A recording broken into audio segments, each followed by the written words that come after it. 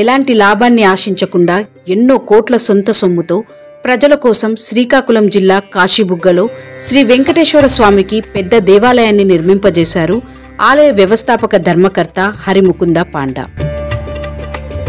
ఉచితంగా ఎన్నో సేవా కార్యక్రమాలు నిర్వహిస్తున్నారు. వారానికి ఒకరోజు అన్నదానం చేయడమే కాకుండా మిగిలిన వారానికి అవసరమయ్యే కనీసపు అవసరాలకి డబ్బు కూడా చేతికి ఎముకలు లేనట్లు పంచిపెడుతున్నారు. ఈ వయసులో కూడా ట్రాక్టర్ నడుపుకుంటూ వ్యవసాయ పనులు కూడా చూసుకుంటున్నారు.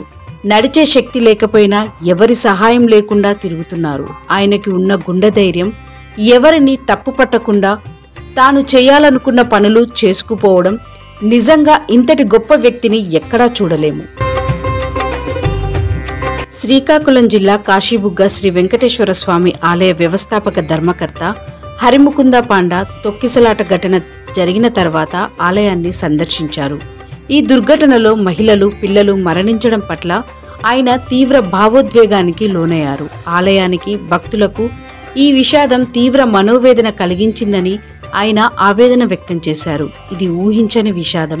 స్వామి దర్శనానికి వచ్చిన భక్తుల మధ్య జరిగిన తొక్కిసలాట మనందరికీ మనోవేదన కలిగించింది.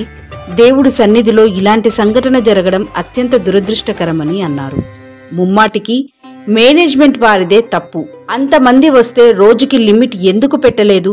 జనం ఎక్కువ అవుతున్నప్పుడు అయినా పోలీసు వారికి ఇన్ఫర్మేషన్ ఇవ్వాలి, జనాలను తగ్గించే ప్రయత్నమైనా చెయ్యాలి కదా అని అడిగే ఈ వ్యవస్థ ఒక వీధిలో 5 మంది ఒక విగ్రహం పెడితే 100 పర్మిషన్ అడుగుతారే, అది కూడా డబ్బు దండుకొని 25,000 మంది ప్రజలు ఒక స్థలంలో సమీకరణ అవుతున్నారంటే ఒక కానిస్టేబుల్ కూడా లేడు. ఎందుకు? ఇది ప్రభుత్వ వైఫల్యం కాదా?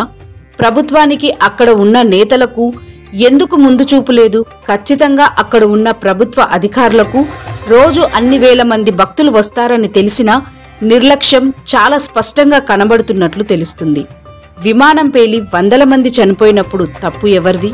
బస్సు తగలపడ్డప్పుడు తప్పు ఎవరిది?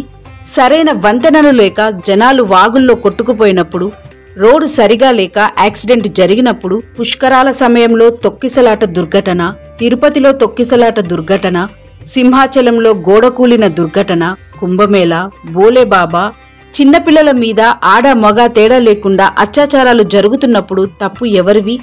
ఇదంతా వదిలేసి చివరికి పాపం ఆ పెద్దాయన తన కష్టార్జితంతో నిర్మించిన ఆ గుడిలో అది సరిలేదు, ఇది సరిలేదు అని ఈ వయసులో ఇంతలా వేధించడం సరికాదు. ఈ వయసులో ఆ పెద్దాయనకి అంతగా ఇబ్బంది పెట్టడం సరికాదు.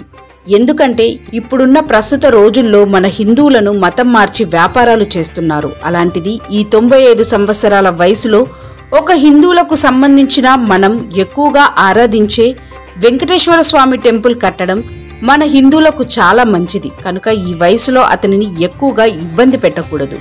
అతను కూడా ఇలా అవుతుందని ఊహించి ఉండరు. మన ప్రజల్లో కూడా చాలా వరకు మార్పు రావాలి. క్యూ లైన్లో రూల్స్ పాటించి దర్శనం చేసుకుంటే 1 గంట లేట్ అవుతుంది.